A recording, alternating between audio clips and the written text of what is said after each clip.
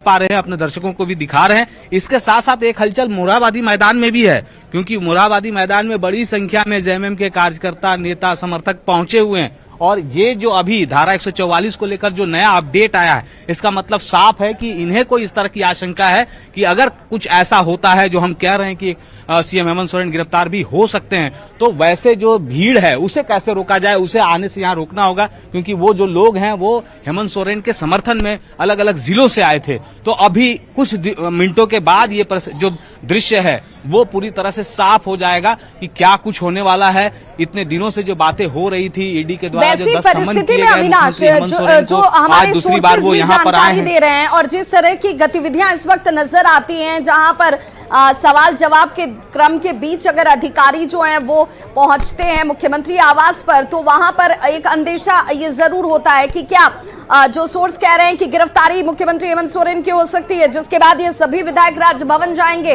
और दूसरी स्ट्रेटेजी जो कि दूसरी रणनीति बनाएगी, ये प्लान बी पर इस पर काम किया जाएगा। इस बीच लॉ एंड ऑर्डर को मेंटेन रखना डीजीपी को बुलाने के पीछे का मकसद ये भी माना जाए?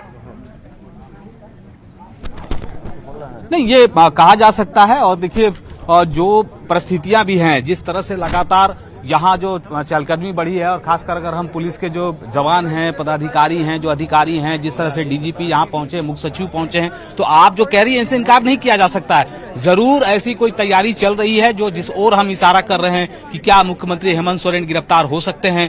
क्या जिस तरह से धारा 144 को लेकर जो अभी नया अपडेट दिया गया है कि 10 बजे रात के बाद आगे भी जारी रहेगा, तो क्या जो मोरहाबादी मैदान में जो भीड़ है वो क्या आगे बढ़ रही है। ये सारी चीजें हैं। जो अंदर जो बसें गई हैं, 3 बसें गई हैं, क्या उसमें जो सत्ताधारी दल के जो विधायक हैं वो बैठकर बहुत जल्द राजभवन तक पहुंचने वाले हैं, राजभवन की गेट तक पहुंचने वाले हैं, क्योंकि वहां भी बैरिकेडिंग कर दी गई है, वहां भी इस तरह की कोई सूचना पहुंच चुकी है। तो ये अविनाश, जरा आप ये समझाइए, जरा आप ये बताइए अविनाश कि क्या ये किसी तरह की पॉसिबिलिटी नजर आती है, इसकी संभावना या गुंजाइश नजर आती है कि अगर राजभवन से बुलावा न भी आए तो भी ये विधायक वहां तक पहुंच जाएं, तब जब वहां पर धारा 144 लागू की गई है?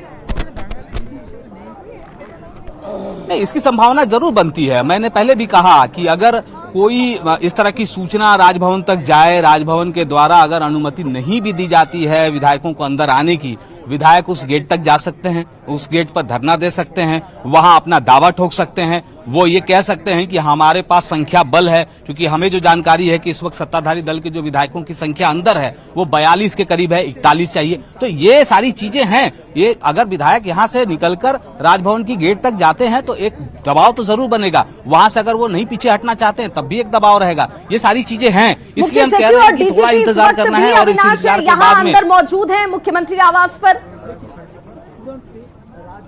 नहीं, जरूर मजबूत है। आपको फिर से दिखाएं कि जो अभी यहाँ से गेट के अंदर वो गए थे डीजीपी और मुख्य सचिव, उसके बाद से वो निकले नहीं है।